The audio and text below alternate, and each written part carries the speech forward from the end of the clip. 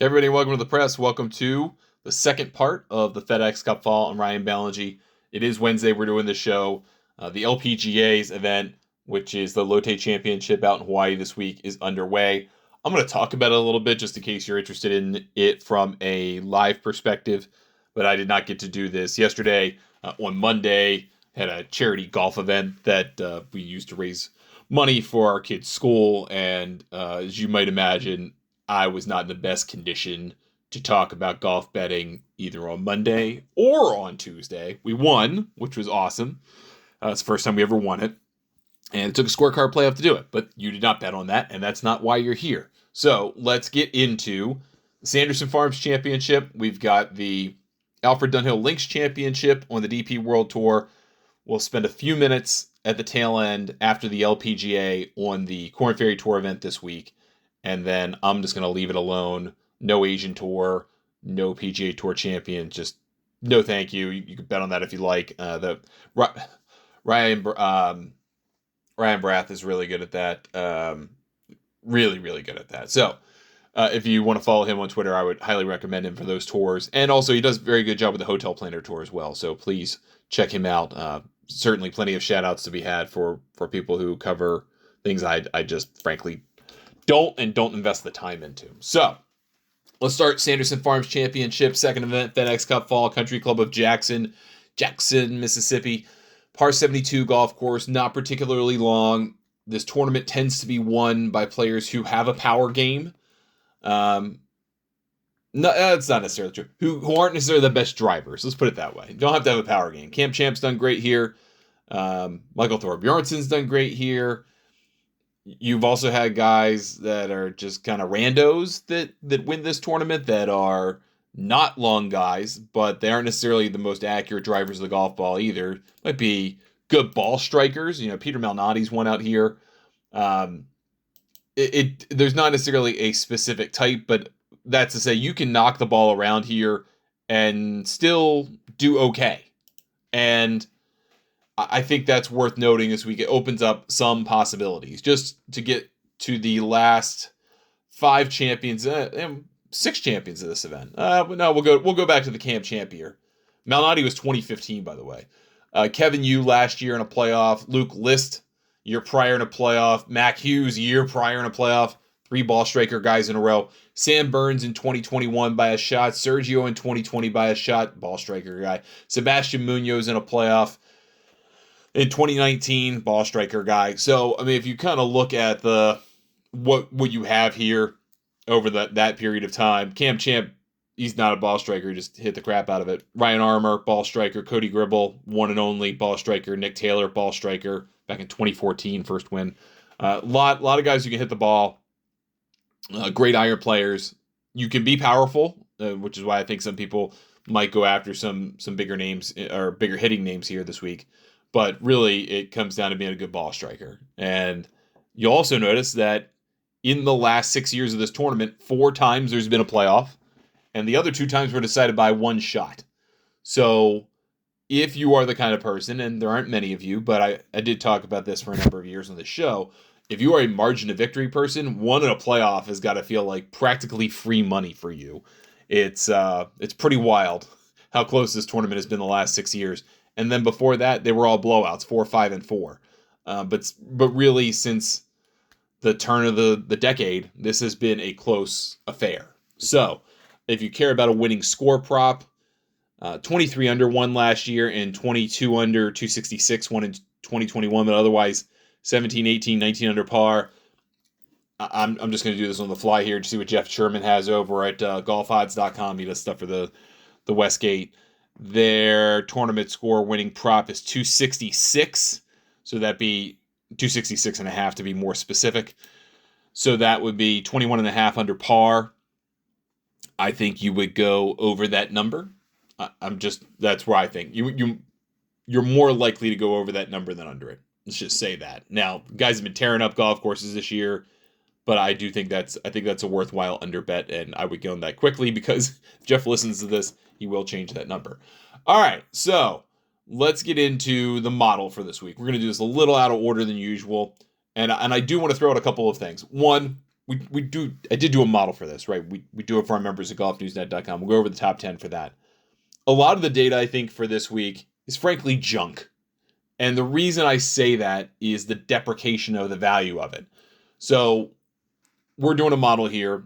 We had the Pro Core Championship, which was basically the U.S. Ryder Cup team minus Xander Schauffele and Bryson DeChambeau versus the field. And it turns out the Ryder Cup team won in Scotty Scheffler.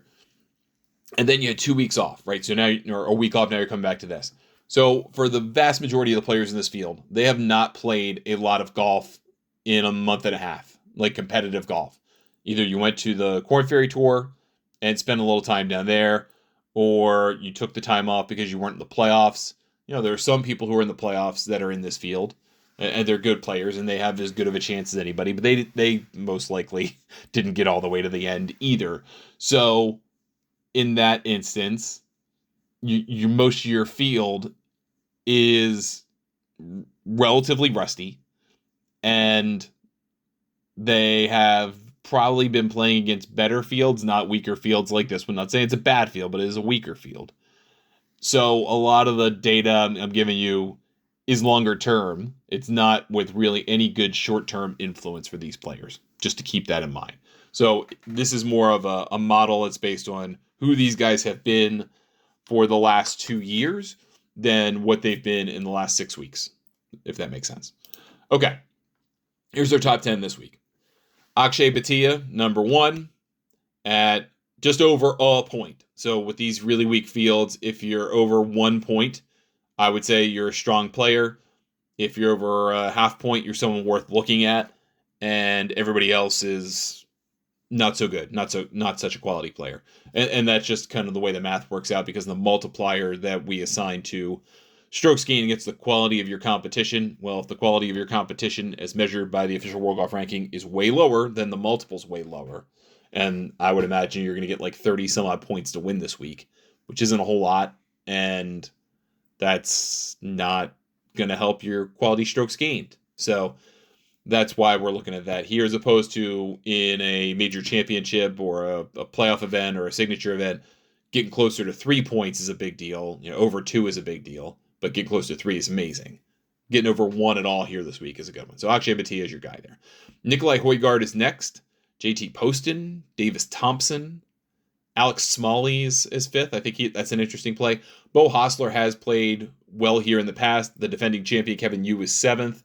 He's 25-1. Mac Hughes is 8th. He's done it here. Michael Thorbjornsen's been close. 9th, Keith Mitchell. 10th, Seamus Power. 11th, Doug Gim. 12th, Torbjorn Olesen. 13th. And the only reason I'm pointing out Olesen here, I think he's interesting, because he's trying to play on the PGA Tour through the fall. He's a past winner of the Dunhill Links, which is the DP World Tour event this week. Not playing that, he's playing this. So this is important to him. This is a $6 million purse, by the way. It's pretty much standard value across the fall now. And then 500 FedEx Cup fall points to the winner, just to cover those bases. So there's your top 13-ish, 14-ish guys based on more of a generic ranking than anything, as opposed to a very detailed one. But it is kind of worthwhile, in my view, to go look at players who have a decent record at this tournament. I don't think the quote-unquote recent form that we would normally talk about, last 5 or 6 events on the schedule, is really helpful, because 3 of them, almost all these people didn't play in. And one of them was 2 weeks ago, and to be honest with you, doesn't really particularly well represent what they're going to see this week. They went and played out in Napa. Jackson, Mississippi is not Napa, California. Just very, very different things. So you can check out our cheat sheet for results in the last 5 years, which I would highly encourage you to check that out. And then you can also use our tools for members, where you can just kind of filter it out by event if that makes it easier for you. So let's filter that out, and then we're going to organize ourselves here a little bit and give you the top 15 from those years. And that'll make it a little bit easier to kind of pare down our feelings this week. Now, the problem with this tournament is that it's especially now the way that the fall is construed, it's not a tournament you are always committed to, right? Because if you don't have to play, why are you playing, right? If you're a top 50 player in the FedEx Cup or the top 30 in the FedEx Cup, you're a made man. You don't need to be doing this. Why are you out here playing a event in Jackson, Mississippi for $6 million of total purse on a 7,400-yard golf course where 20 under has got a decent chance of winning, right? So not a lot of carryover from one year to the next, especially at this stage. Someone like Joel Damon has been 13th here two of the last 3 years. He's a guy to like. There's a reason he's playing in this tournament, though. Emiliano Grillo, I think he's about 40 to 1 on the board. He's been in the top 11 here twice in the last 3 years. Certainly someone to think about. Bo Hostler was second here last year. Should have won, didn't win, but there you go. He's back. Mark Hubbard, guy who just kind of seems to light up this tournament. Fifth in 2022 and sixth in 2023. Wasn't on that top 15 last year, but that puts him at 70 to 1. I mean, I think if you're looking for, and I tend to love when he plays weaker fields, that's a bet for me, is Mark Hubbard. Mac Hughes is a 300 to 1 shot. No, that's wrong. Sorry, wrong tournament. 50 to 1 here this week. That was for the Masters next year. Don't want to make that bet. 50 to 1 here this week. He has obviously won here a couple years ago and was 8th last year. Sort of in this kind of weird ether of not playing that great, but pretty decent. I think he could be a guy you could be interested in at that number. Again, Peter Malnati. Henrik Norlander is a guy I always think of about this tournament. He is 115 to 1. And if you look at his record here in the last, let's go back to 2020, 2 fourths and a second. I know he is very hard to pin down, but this seems like a place he likes. Let's go. Let's get in it. All right. JT Poston has been 3rd here and 11th here. There's a reason he's playing this tournament. It's not that far from home. It's something he can go get after. Maybe it gets him into the top, the next 10, that type of thing. So I think he's worth a look at least. He's 40 to 1. Yeah, I think that's a worthwhile play. And then just based on kind of horse for course stuff, I don't think we really have anyone else. Michael Thorbjornsen was 8th here last year. He is starting to figure it out. I think he can kind of fit in that Cam Champ mold of guys who might just happen to like this place and could play pretty well. Other than that, I kind of want to run down a few other guys. We've mentioned a bunch already. But Thorbjornsen is 20 to 1. That's not something I love as a price. I would be reluctant to pay for that opportunity to 20 to 1 your money, but especially he hasn't done it yet. He hasn't won yet. Minwoo Lee's also 20 to 1, and he almost had a win in France in the French Open. He played great at the BMW PGA. He's very streaky. He has had a horrible back half of the year, but seems like maybe he's right in the ship. I would rather bet Minwoo Lee at 20 to 1 than Michael Thorbjornsen. That's just me personally. Do you want to go after like Rasmus Højgaard because he only got a couple matches in at the Ryder Cup? Maybe a little miffed that he didn't get to play that much, or really excited that he did get on the winning team, right? You go there. I have seen some folks trying to bet Higo this week. I would rather go after an Alex Smalley at 40 to 1 or a Grillo course favorite at 40 to 1, Poston course favorite 40 to 1. Max Homa's playing this week. Really, that's kind of crazy where his game has fallen to, but he's 40 to 1. But wouldn't you rather take Jacob Bridgman at 45 to 1? At least I would. Keith Mitchell, I would much rather take it 50 to 1. Mac Hughes 50 to 1 is all about course favorite and just getting a little bit better. Matt Wallace is interesting to me. He is also 50 to 1. He didn't make the Ryder Cup team. Very emotional after not making it in Switzerland. Maybe he's got something to prove here. Maybe he's inspired. That's drawing a lot. That's assuming a lot of non-number stuff. But, maybe you care about such narratives. Bo Hostler almost won here last year. Seems like the golf course seems to kind of like this type of golf. Cam Champ's 55 to 1. I can't vouch for that. Not that number. If you got me closer to 100 to 1, that'd probably be an auto bet for me, but I can't do it. Sam Stevens is one of the few top 50 players in the field this week. I think there's a handful of them. He's like 48th in the world. Pretty awesome. 55 to 1. Hard to bet to win, but why not go after Luke Clanton then? He's 65 to 1. He had a good run. I don't know. I think Luke Clanton could be interesting. We don't have Jackson Koivu here to also bet, but I could be interested in. Hubbard 70 to 1, absolutely taking him. I could see a reason to bet Jesper Svensson at 60 to 1, but I would rather go bet Isaiah Salinda at 80 to 1 instead. I like his game quite a bit.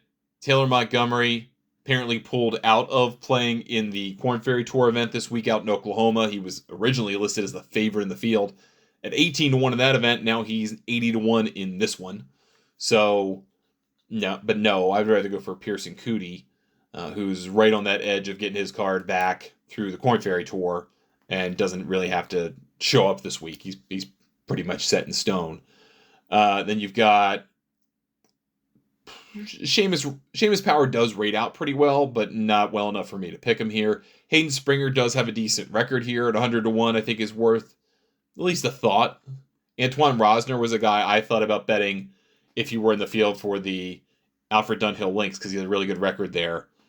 But he is not. He is in this thing at 115 to 1. I'll go for Henrik Norlander at 115 to 1 instead over that. What about a Tristan Lawrence? His game is not translated to this country very well. It's not translated to the PGA Tour very well, but he just won just before the Ryder Cup over in Switzerland. Guy can play. Eventually, I think he will figure it out. Maybe this is the kind of place where he could thrive. Joel Damon, 135 to 1. Pizza money, just basis of historical record here. And that's the only reason why. If you are feeling particularly frisky, maybe you want to go after a Michael Lasasso at 225 to 1. I'm not ready to bet on him with real American dollars yet, but that's up to you. All right, so that's that tournament. Let's talk about the Alfred Dunhill Links Championship, the other event of the week that's going to draw the most attention. DP World Tour event. It is their AT&T Pebble Beach Pro-Am. They have a 3-course rotation. The old course at St. Andrews is the host, then Kingsbarns and Carnoustie are the other 2 courses in the rotation.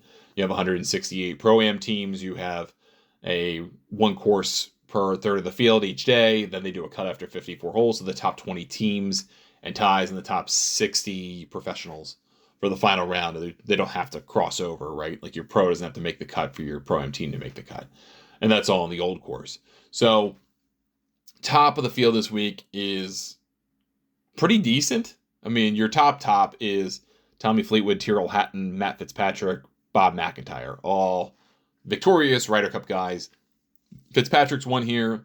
Tyrrell Hatton's won here 3 times as the defending champion. Most wins in the tournament history. Tommy Fleetwood has done okay here, but not great.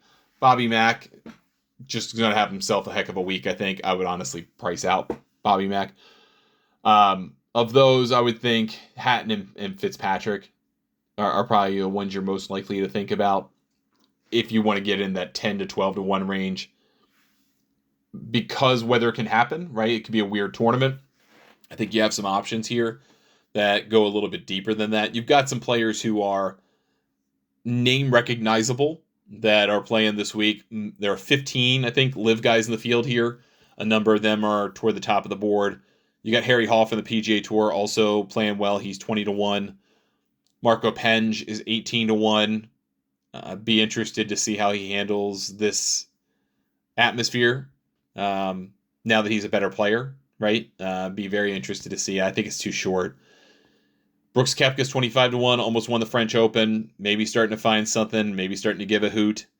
I don't think this is a big week for him, though. David Puig is 28 to 1. Rasmus Njergaard Peterson, who had a good run here last year, I do like it 28 to 1. Patrick Reed's 30. Tom McKibben's 33, who I would probably put a few bucks on. Altong Lee's 50 to 1. Cam Smith 55 to 1. Dan Brown 60 to 1. Sadier 65 to 1, who I think you should probably bet given how well he's played in the last 60 days. At that price, I think he's worth it. Aldrich Potgieter's in the field this week, 65 to 1. I think that's kind of cool. That's the South African influence of this tournament. Johan Rupert, who's the chair of Alfred Dunhill, he does a lot of the invitations and brings in a lot of South African guys. He's one of them. Dustin Johnson, 65 to 1 playing this week. Same price as Tommy Peters. What a world that is. Angel Ayora is going to get some action. I think it's 70-1. I would like it a little longer than that. Elvis Smiley played pretty well at the French Open, 70-1. If you'd like to interpret that he could play well in the wind growing up in Australia, maybe you would put a couple dollars on him. Grant Forrest is my horse for course play here this week at 90-1. He likes the tournament, plays well. If Ryan Fox were playing, he would be that guy, but he's not. And so is Antoine Rosner not playing. So I would go after Grant Forrest here at 90-1 as kind of a, hey, he likes this place kind of dude. Marcus Armitage maybe for the same reason at 100-1. Guido Migliozzi I'm going to bet again 125-1. Cashed on him in an each way bet at the French Open. He's been playing pretty well the last couple times out. His card is on the line these next few weeks, really. I do like his kind of pressing need to keep his card type thing as a motivating factor here this week. Other than that, I'm not taking any live guys. I mean, I'm sure they can do fine. I just don't like their prices. A guy you might want to throw a few dollars on is Nicholas Colsaerts. The Belgian is just really loves this tournament. He's past his prime, long past his prime. But he likes this tournament and could probably get an each way on him. If you could get it down 7 places, I'd go bet it. 6 or 7 places, I'd go bet it. You could probably get a decent number. Maybe 180 on that, and then your 1/4 or 180. That'd be pretty good, I think. Other than that, nothing there. Nothing for the live guys for me. All right. Let's do Compliance Solutions Championship here because the LPGA is underway, and then we'll just talk about players to look at. I don't have live odds in front of me for the tournament this second. So, Compliance Solutions Championship, Patriot Golf Club out in Oklahoma. It's a new venue for this tournament. It used to be over at Jimmy Austin in Oklahoma, and they moved it to here. It's now the third leg of the Korn Ferry Tour Finals. There's a big cutoff this week, so you have to be in the top 120 in the points to get into this tournament. At the end of the week, the top 75 in points are the ones who get to the end. They get to the Tour Championship presented by United Leasing and Finance at the French Lick Resort out in Indiana, and I will be there next week. That's where we'll do the show from.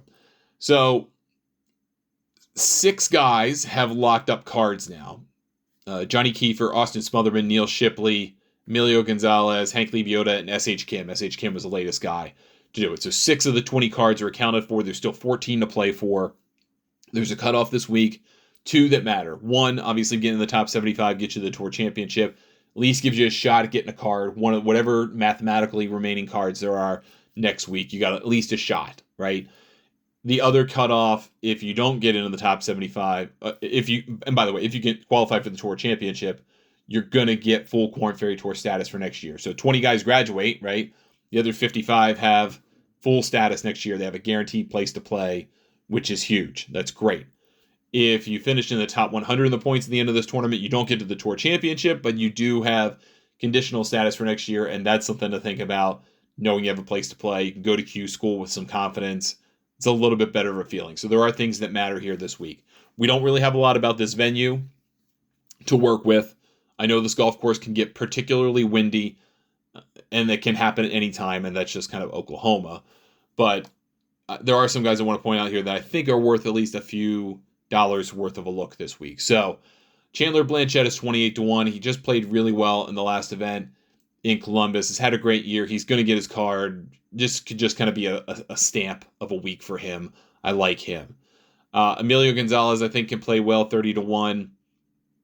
I would be mildly interested in Christo Lamprecht at 33-1 because I've seen him play well in windy conditions, and if that piles up, 33-1 I think is a good number for him. Oh boy, I think I would like to recommend Davis Chatfield at 50-1. I think he can do it. He's been kind of sniffing around a lot this year. I think he could do something pretty interesting here this week. This is a big week for Blades Brown. He's got to find a way to get into the Tour Championship. He's got to have a decent week. That may make him dangerous out here. This also may be too big of a golf course right now for him. I'm not sure, but he's got a lot to play for, and I think that makes him interesting. Same thing with Mitchell Meisner, not because of the cutoff for the Tour Championship, but for the cutoff to the top 20. If you can have a good week this week, it makes his life a lot easier going into the Tour Championship. 65-1 I think is worth a play.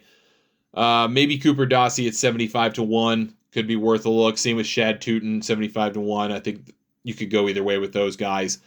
And I will also recommend Kyle Westmoreland, who is a former Air Force vet. He has this golf course has a lot of connections to the military, to the Folds of Honor Foundation, and Kyle is very connected to that. Could be maybe just kind of an inspirational thing. He needs a good week. I mean, he genuinely needs a good week because he's won this year and has really done nothing with it other than that. So I think you might want to think about him there.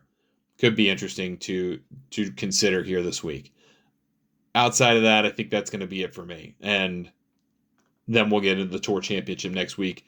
This course should be hard. French Lick's going to be hard. It's just a different ballgame playing these really the last 3 events on the schedule for the Korn Ferry Tour, but certainly these 2 this year. It was a little soft out in Ohio, unfortunately, for the Ohio State University Tournament Nationwide Children's Hospital Championship. So just some guys to consider there. Now, I don't have live action in front of me for the books for the Lotte Championship of the LPGA. They're really just getting going. I didn't have a ton of names I was particularly interested in this week. I was going to bet Brooke Henderson because she's done well here. I was probably going to bet Rio Takeda. She's +1 through 4. That was probably going to be my limited action this week. And the primary reason for that is, 1, it's a Wednesday-Saturday tournament. 2, wind can be a factor here. 3, I'm trying to find, at some point, there has not been a multi-time winner in the LPGA this year. That has not happened this year. And then this is the longest into an LPGA season they've ever gone without having a multi-time winner. It's wild. So I'm trying to find players who haven't won yet that I think could, or players that have won and just kind of make sense on this golf course. So Brooke Henderson won the Canadian Open. She's won this golf tournament before. She won it back-to-back years, albeit at a different venue. So this is the third year for this. It's the third year for this venue at Hokulea this year. But ALM Kim won last year. Yeah, I mean, maybe Charlie Hall. Allison Lee's playing well at the gate. I mean, as we're recording this, she's 300 through 5. Just coming back from giving birth, expanding her family, which is cool for her. And she has been a top 20 player in the world in the past. I mean, I don't know how quick the uptake is to that. I would look at Austin Kim as well. I think I saw her at 100-1 leading into it. Was a worthwhile play and did recommend her over at golfnewsnet.com for our article there on the pre-tournament, pre-flop odds board. And then Takeda as well. Yamashita would be interesting, but she's off to a poor start, so maybe we dodged something there and not taking, not talking about that quite yet. So just some limited action there on those events, but just wanted to throw a couple of names there for that.